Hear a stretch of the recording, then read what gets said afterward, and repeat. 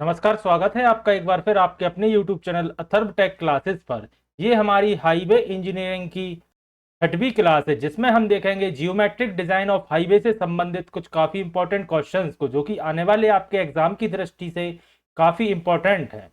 तो वीडियो को पूरा जरूर देखिएगा। और अगर अभी तक आपने अथर्व टेक क्लासेस को सब्सक्राइब नहीं किया है तो चैनल को सब्सक्राइब करें और बेल आइकन पर जाकर ऑल को सिलेक्ट करें, ताकि आने वाली वीडियोस की नोटिफिकेशन आप तक पहुंच सके। आइए तो शुरू करते हैं आज की हमारी क्लास। हमारा पहला क्वेश्चन है, calculate the safe stopping sight distance और design speed of 50 kilometre per hour for a two way traffic on a two way lane road. Assume F यानी कि फ्रिक्शन की वैल्यू दी है इन्होंने 0.37 एंड रिएक्शन टाइम दिया है T is equal to 2.5 second. तो आप सभी जानते हैं स्टॉपिंग साइड डिस्टेंस यानी कि S S D is equal to होता है 0.278 V T plus V square upon 254 F यानी कि कोफिशिएंट ऑफ फ्रिक्शन। तो सभी वैल्यूज अपन इस क्वेश्चन में पुट कर देंगे, तो होगा S S D is equal to 0.278 into V यानी कि स्पीड ऑफ व्हीकल दिया है 50 किलोमीटर पर आवर। तो पुट करेंगे 50 इंटू एफ यानी कोफिशिएंट ऑफ फ्रिक्शन की वैल्यू इन्होंने दी है 0.37, तो ये आ जाएगी 0.37 प्लस वी स्क्वायर यानी कि 50 का स्क्वायर अपॉन 254 इंटू 0.37। इसको अगर आप सॉल्व करेंगे तो आपको एस एस डी की वैल्यू मिलेगी 61.4। और याद रखिएगा एस एस डी की यूनिट हमेशा मीटर में होती है। तो 61.4 यानी कि ऑप्शन नंबर ए आपका करेक्ट आंसर होगा। तो इस तरह से आपको सॉल्व करना है। यह फॉर्मूला काफी इंपॉर्टेंट है और इसकी सॉल्व करने की प्रैक्टिस भी आपको करना है, क्योंकि आपको देखने में आसान लगेगा लेकिन कई बार एग्जाम में फॉर्मूला बनते हुए भी कैलकुलेशन मिस्टेक्स होते हैं। तो आप इनको प्रैक्टिस करिए सॉल्व करने की भी। अगला क्वेश्चन दिया है, what is the value of lateral coefficient of friction as per IRC. तो याद रखिएगा lateral coefficient of friction IRC के अकॉर्डिंग होता है 0.15 यानी कि ऑप्शन नंबर बी आपका करेक्ट आंसर होगा। ये वैल्यूज काफी इंपॉर्टेंट होती हैं, याद रखिएगा। आपके लिए डायरेक्ट भी पूछी जाती है और आपको न्यूमेरिकल में भी इनकी जरूरत पड़ने वाली है।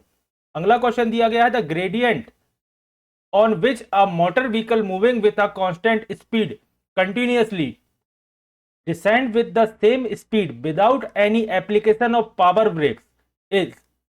तो याद रखिएगा इसे फ्लोटिंग ग्रेडियंट कहा जाता है। तो ऑप्शन नंबर डी आपका करेक्ट आंसर होगा।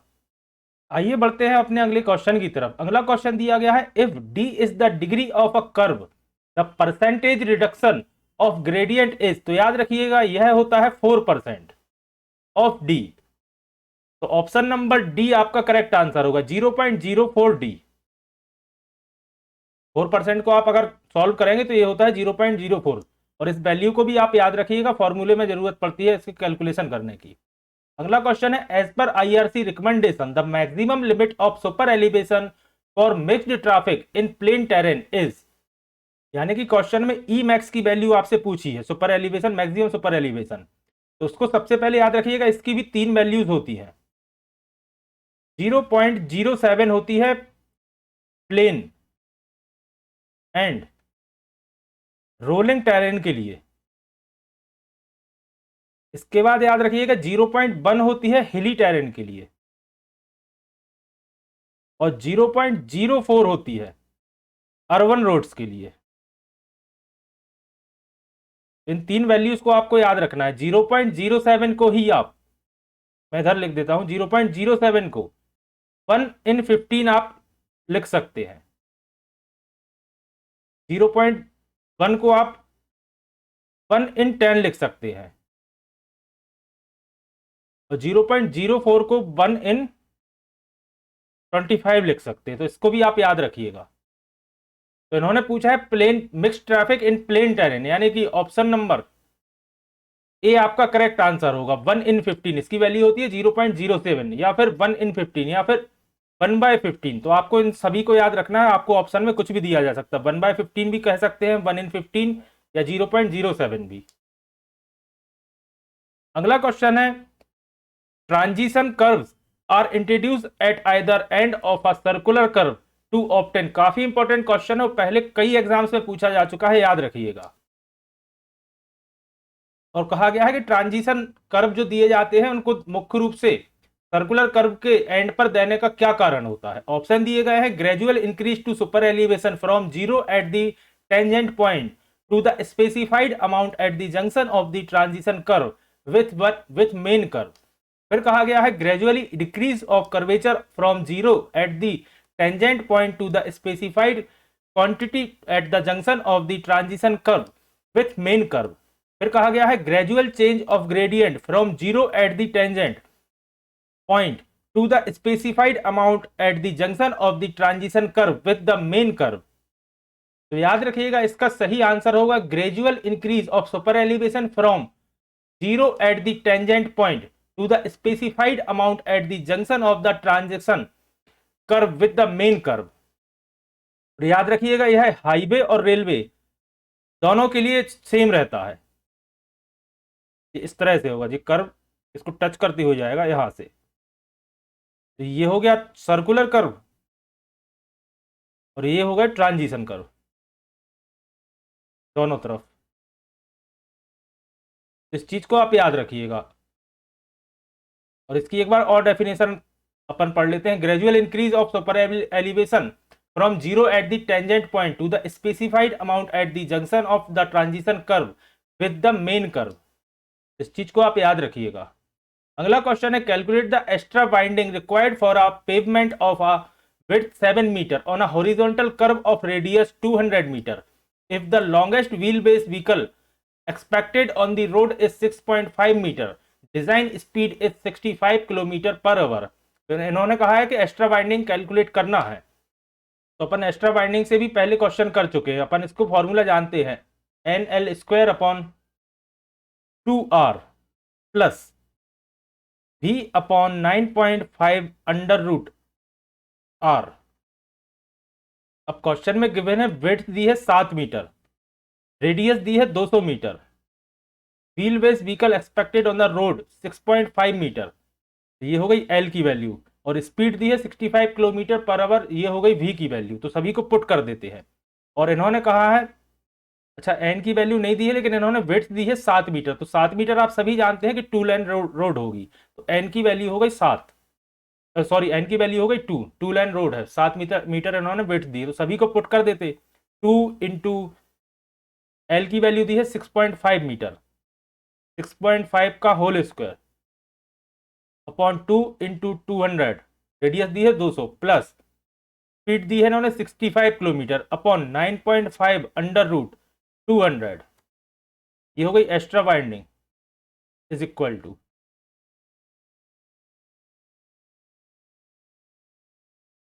तो सॉल्व करेंगे तो आएगा 0.211 प्लस 0.483। इन दोनों को अगर अपन ऐड करेंगे तो अपने को मिलेगा 0.6934। और याद रखिएगा एक्स्ट्रा बाइंडिंग मीटर में रहेगी, तो 0.69 मीटर, यानी ऑप्शन नंबर सी आपका करेक्ट आंसर है।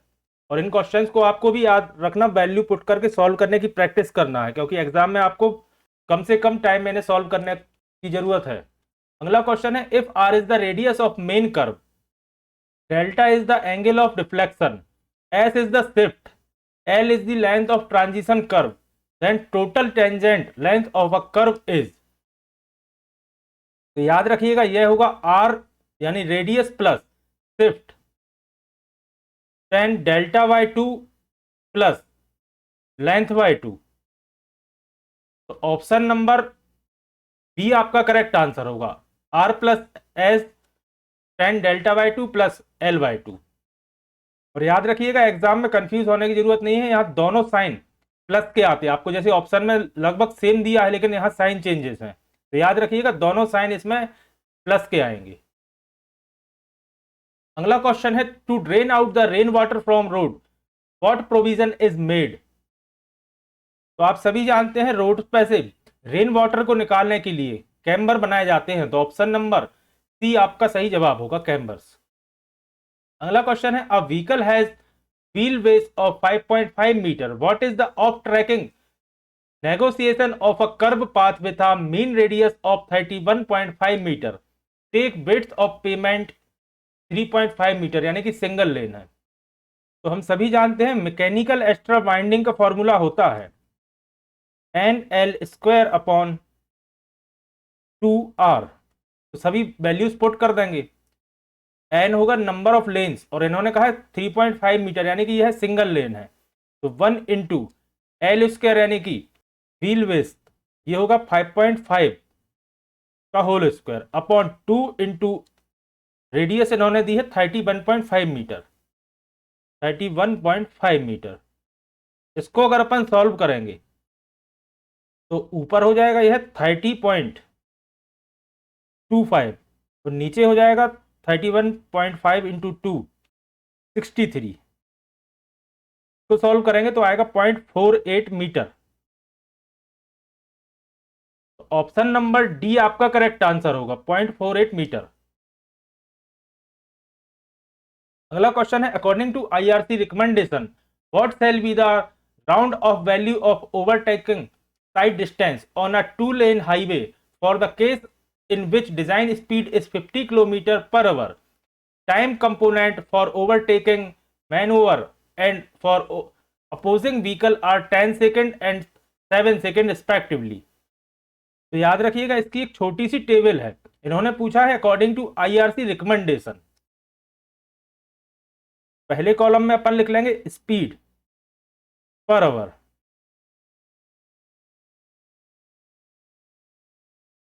और सेकेंड कॉलम में अपन लिख लेंगे ओवरटेकिंग साइड डिस्टेंस। याद रखिएगा minimum overtaking sight distance according to IRC recommendation.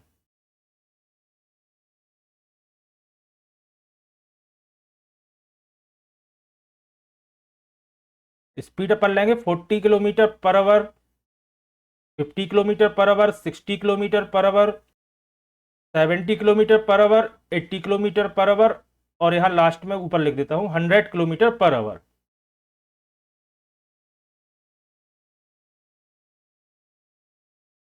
तो याद रखिएगा ओवरटेकिंग साइड डिस्टेंस रहेगी आपकी मीटर में, ये रहेगी 165 मीटर 40 किलोमीटर पर आवर के लिए। 50 के लिए होगी 235, 60 के लिए होगी 300, 70 के लिए होगी 390, 80 के लिए होगी 470 और 100 किलोमीटर पर आवर के लिए होगी 640। याद रखिएगा, तो यह सभी वैल्यूज आपको याद रखना है। आप चाहे तो इसका स्क्रीनशॉट भी ले लीजिएगा। इसके अलावा एक चीज और पूछी जाती है, याद रखिएगा इंटरमीडिएट साइड डिस्टेंस।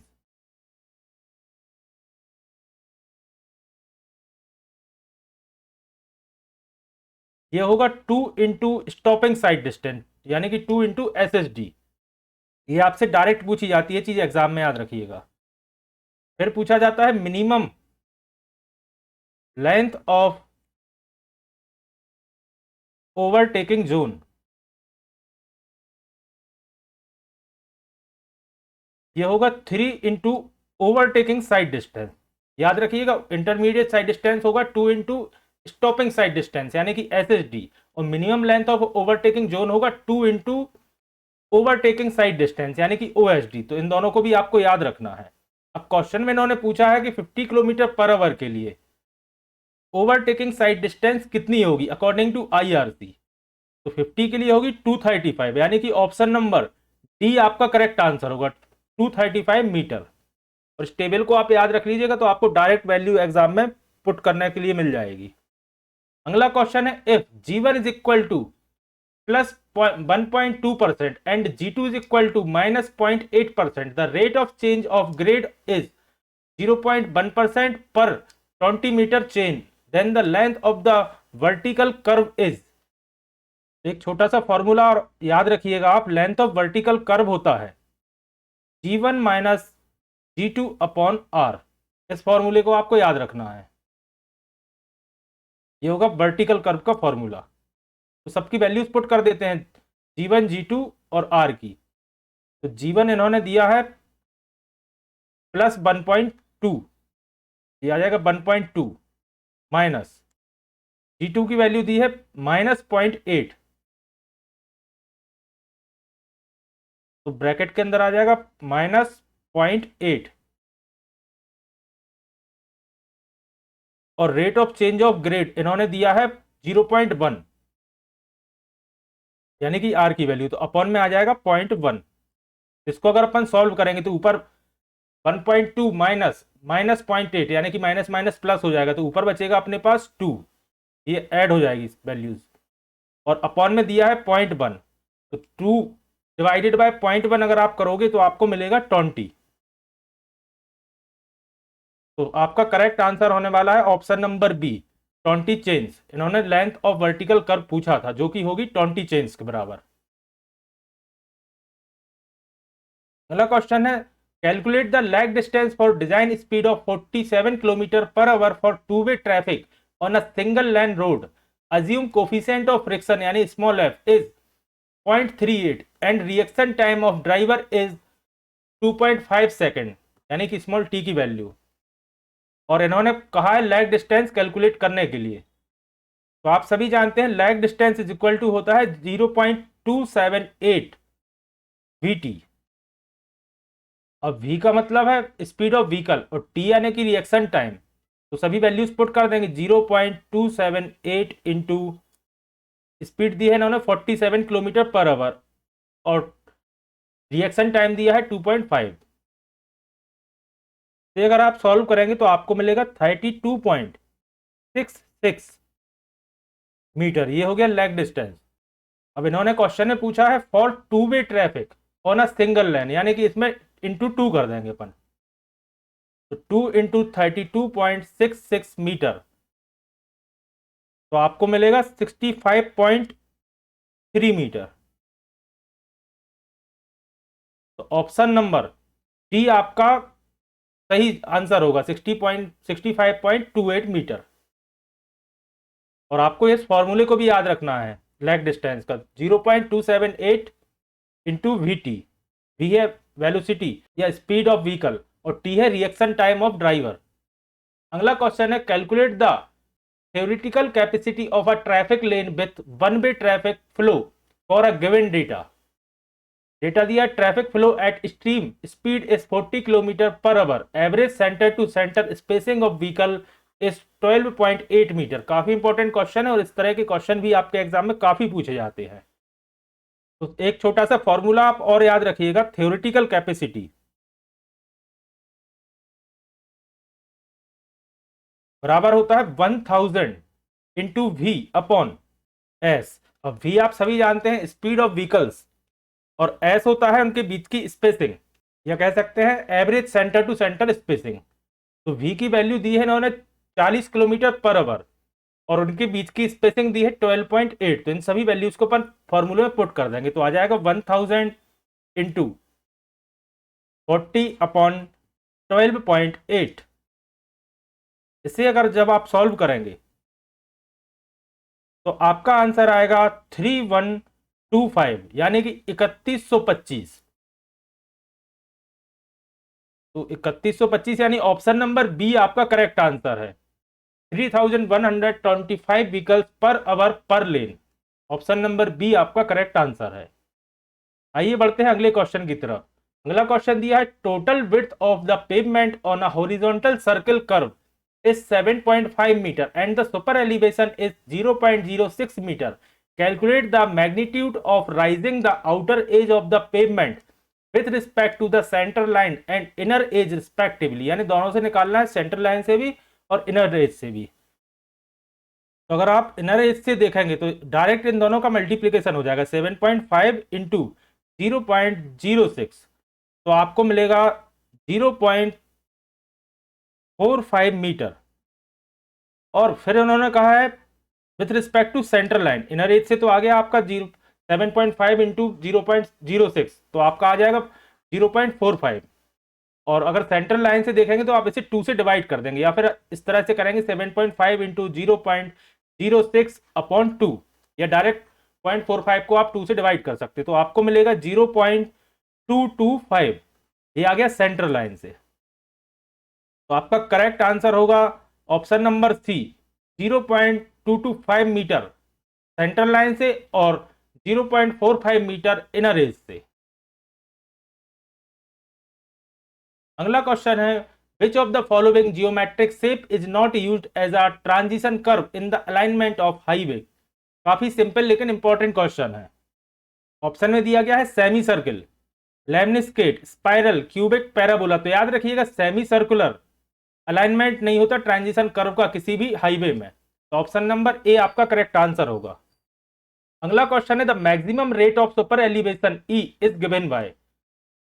तो ये ई की वही वैल्यू जो अपन पहले कई क्वेश्चंस में सॉल्व कर चुके, E is equal to V square upon 225 R. तो ऑप्शन नंबर सी आपका करेक्ट आंसर होगा, E is equal to V square upon 225 R. E यानी कि maximum rate of super elevation.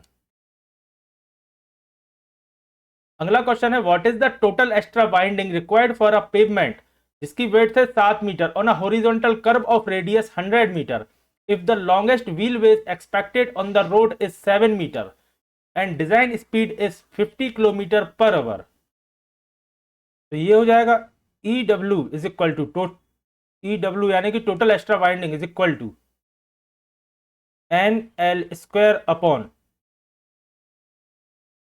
2r plus v upon 9.5 under root R. तो सभी की values put कर देंगे। सबसे पहले n की वैल्यू, विड्थ दी है 7 मीटर यानी कि 2 लेन है तो n की वैल्यू होगी 2 इंटू व्हील बेस दिया है 7 मीटर तो 7 का स्क्वायर हो जाएगा तो डायरेक्ट कर देता हूं 49 अपॉन 2 इंटू रेडियस दी है 100 मीटर तो 100 प्लस स्पीड दी है व्हीकल की 50 किलोमीटर यानी कि 50 v की value upon 9.5 under root r की वैल्यू है 100 तो अंडर रूट 100 इसको अगर आप सॉल्व करेंगे तो आपको मिलेगा 98 अपॉन 200 प्लस 50 अपॉन 95। इसे अगर आप सॉल्व करेंगे तो आपको आंसर मिलेगा 1.01 मीटर। 1.01 को आप 1 मीटर कह सकते हैं यानी कि ऑप्शन नंबर सी आपका करेक्ट आंसर होगा। बस आपको याद रखना है कि इनको प्रैक्टिस करना है सॉल्व करने की, आपकी कैलकुलेशन स्ट्रांग होनी चाहिए एग्जाम से पहले। अगला क्वेश्चन है the sight distance is defined as the. Option में दिया है length of runway, total length of road to be traversed, length of the roadway, a driver can see ahead any particular time, या nautical distance for which ships can, अच्छा nautical distance for which ships can continue signalling. तो आप सभी जानते हैं side distance वह distance होती है length of roadway, a driver can see ahead at any time any particular time, यानी रोड का वह लेंथ जो ड्राइवर किसी पर्टिकुलर टाइम पर किसी पर्टिकुलर एरिया को जिस लेंथ को ड्राइवर देख सकता है उसे साइड डिस्टेंस कहा जाता है। तो ऑप्शन नंबर सी आपका करेक्ट आंसर होगा, length of roadway a driver can see ahead at any particular time.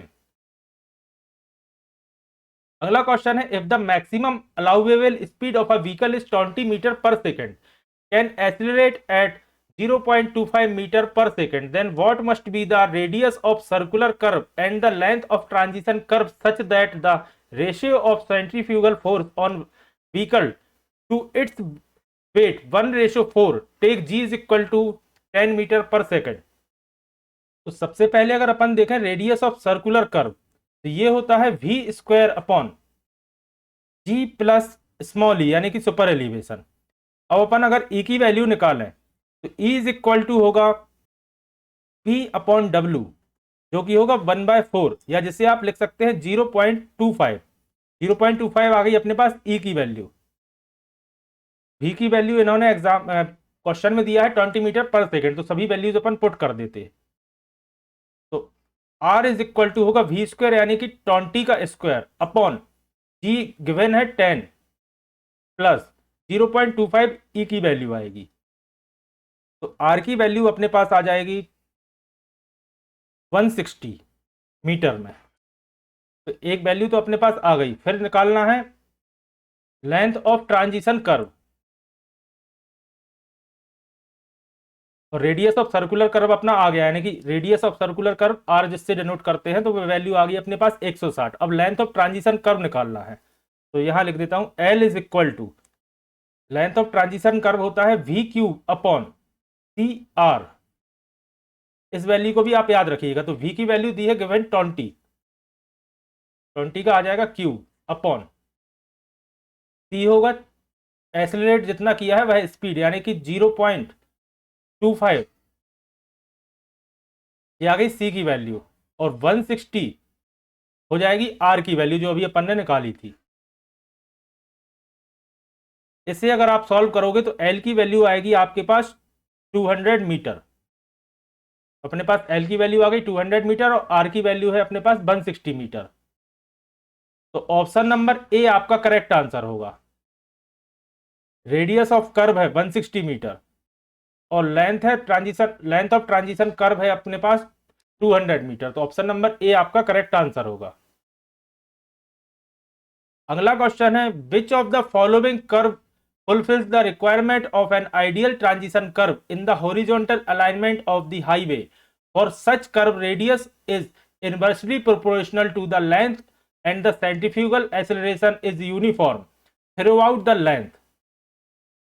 तो ये होता है स्पाइरल कर्व, यानी कि ऑप्शन नंबर सी आपका करेक्ट आंसर होगा। तो आज की क्लास को मैं यही समाप्त करता हूं। आशा करता हूं आज की क्लास आपके लिए पसंद आई होगी। अगर आज की क्लास आपको पसंद आई है तो वीडियो को लाइक करें, और अगर अभी तक आपने अथर्व टेक क्लासेस चैनल को सब्सक्राइब नहीं किया है तो चैनल सब्सक्राइब करें एवं ज्यादा से ज्यादा लोगों तक शेयर करें। जल्द ही फिर हाजिर होता हूं अपनी अगली क्लास के साथ। धन्यवाद।